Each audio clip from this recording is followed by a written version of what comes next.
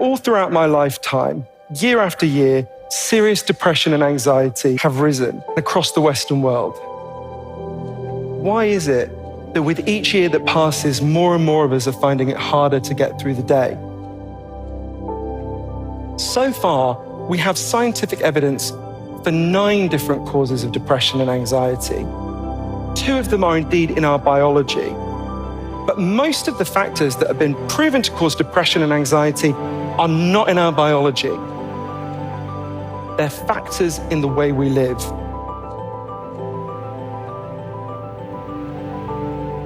Why do we exist?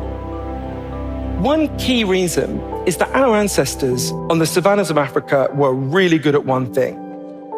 They weren't bigger than the animals they took down. They weren't faster than the animals they took down. But they were much better at banding together into groups and cooperating. This was our superpower as a species. We band together. Just like bees evolved to live in a hive, humans evolved to live in a tribe. And we are the first humans ever to disband our tribes. And it is making us feel awful.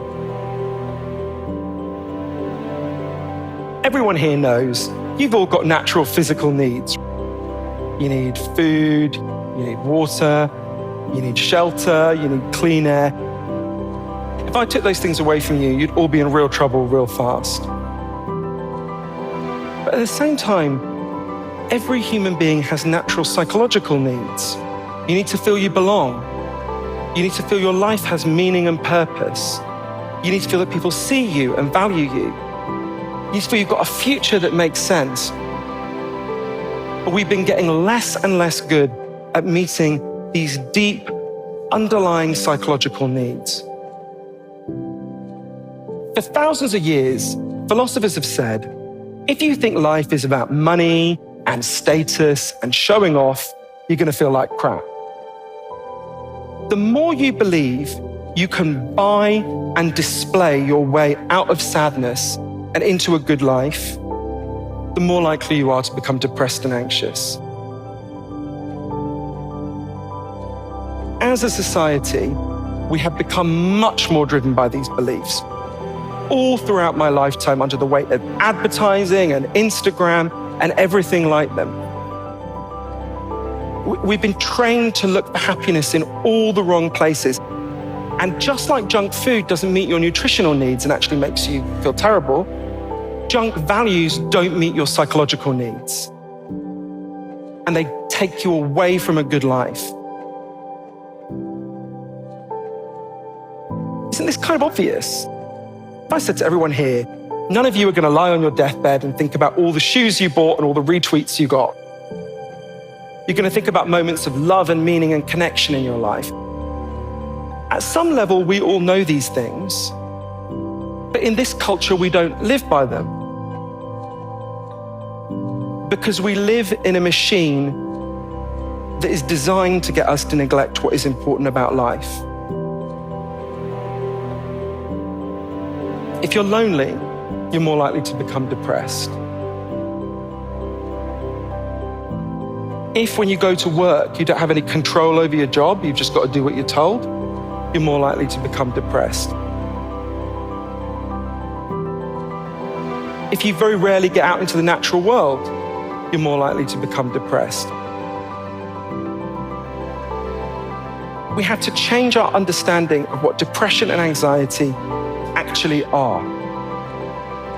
There are very real biological contributions to depression and anxiety. If we allow the biology to become the whole picture, what we're implicitly saying to people is, your pain doesn't mean anything. It's just a malfunction. It's like a glitch in a computer program. It's just a wiring problem in your head. But I was only able to start changing my life when I realized your depression is not a malfunction. It's a signal. Your depression is a signal. It's telling you something. If you're depressed, if you're anxious, you're not weak, you're not crazy, you're not a machine with broken parts. You're a human being with unmet needs. We feel this way for reasons, and they can be hard to see in the throes of depression. But with the right help, we can understand these problems and we can fix these problems together. But to do that, the very first step is we have to stop insulting these signals by saying they're a sign of weakness or madness or purely biological, except for a tiny number of people. We need to start listening to these signals because they're telling us something we really need to hear. It's only when we truly listen to these signals that we're going to begin to see the liberating, nourishing, deeper solutions that are waiting all around us.